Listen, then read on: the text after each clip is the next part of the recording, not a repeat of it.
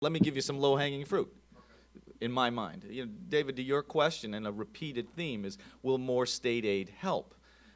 If folks had been paying attention, more state aid might have made it to the places where it's most needed and not been wasted in ways. When is $200 million not $200 million? When it costs you another $200 million to implement.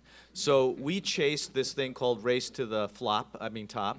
And I will tell you that the problem with that is we have some of the finest school districts in the nation here in Westchester County. We behave as if they all need the same thing. That's like going to the doctor and saying, you're very, very sick, and you're not. But we're going to give you all the same medicine. And by the way, we can't afford to give you the medicine you need, but you're going to get some of it anyway.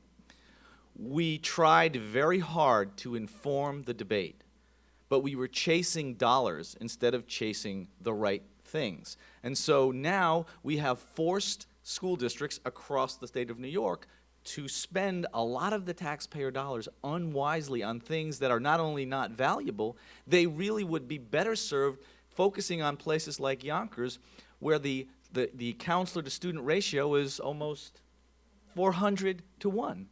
That is disgraceful in a county like ours and in a state like ours where we could be doing this better. And here's what happened.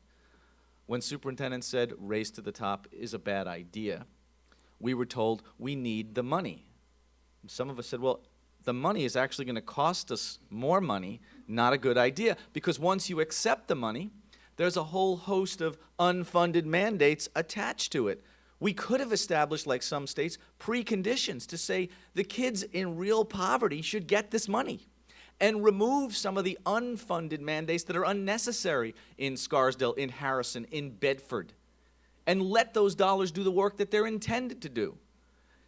Stop Albany isn't stopping what is about to happen. This was as recent as 2 years ago. It's as recent as right now. It's as recent as July 1 when we're going to be forced to implement the park assessments. Each school district under the 2% cap has been told to set aside 2% of its budget to increase technology so we can increase the amount of testing that we do, some of which we think is not necessary or field tested. It's like being a doctor and saying, listen, we think we have a cure. We're going to try it out on you. Let us know if you die.